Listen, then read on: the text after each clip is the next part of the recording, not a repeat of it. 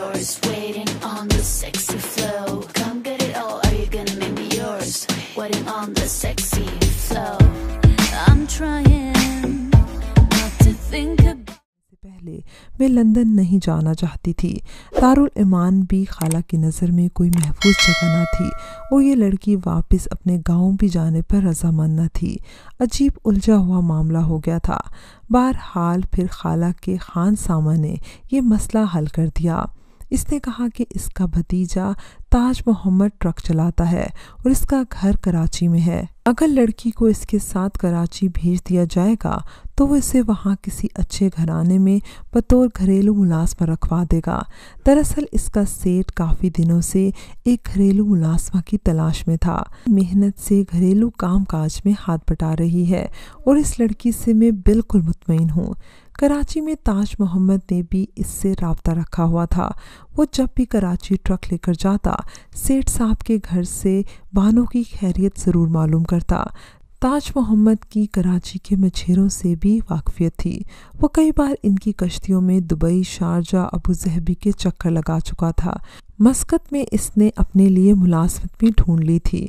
2 साल बानो ने सेठ साहब के घर मुलाजमत की। फिर सेठ ने ताज मोहम्मद से बानो का निकाह करा दिया और ये दोनों मस्कत आ गए। मस्कत में बानो ने घरेलू मुलाजमा के तौर पर काम किया। वो एक घर में एक माजूर बूढ़ी औरत को संभालती और उनकी देखभाल करती थी, जिसके एवज़ इसे अच्छी उजरत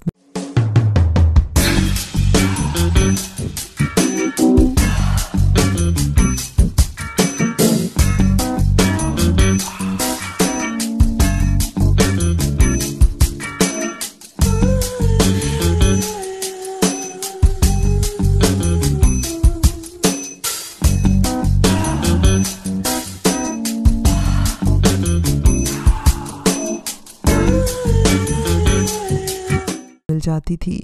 इसी तरह ताज मोहम्मद को भी बतौर ड्राइवर मुलाजमत मिल गई थी। फिर दोनों लंदन आ गए और इंग्लिश सीखने के बाद ताज मोहम्मद को एक बड़े स्टोर पर नौकरी मिल गई, जबकि बानो ने बूढ़ों के नर्सिंग होम का कोर्स किया और फिर बूढ़ों की देखभाल के इदारे में मुलाजमत कर ली। मेरी सहेली नूरीन भी मुझसे हमेशा अपने वालिदैन की देखभाल करने वाली एक नर्स की बड़ी तारीफ करती थी, जिसको वो माना के नाम से पुकारती थी। एक दिन हम दोनों कहीं से आ रहे थे कि रास्ते में वो नर्सिंग होम पड़ा जहाँ पर नूरीन के वालिदैन रहते थे। नूरीन के साथ में भी इसके वालिदैन को देखने नर्सिंग होम में चली गई।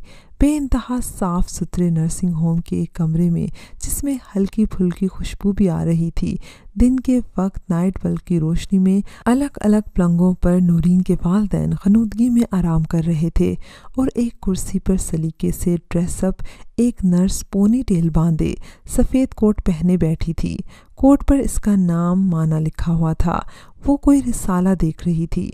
हम दोनों को देखकर जब इसने टेबल लैंप रोशन किया तो मुझे इसका चेहरा जाना पहचाना लगा। वो भी बगौर मुझे देख रही थी। थोड़े से वक्फे के बाद हम दोनों ने एक दूसरे को पहचान लिया। वो बानो थी। बानो मुझे सामने पाकर बेहद खुश हुई। इसने बताया कि वो अपने शोहर ताज मोहम्मद और दोनों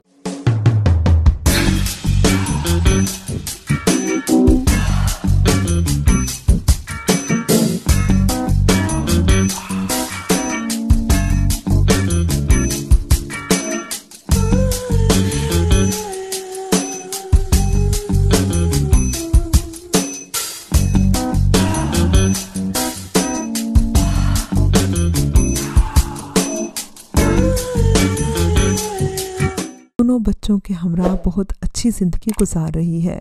मुझे याद आया ये वही बानो थी जो एक रोज़ जुर्रत से काम लेकर अहमर की गाड़ी में सवार हो गई थी।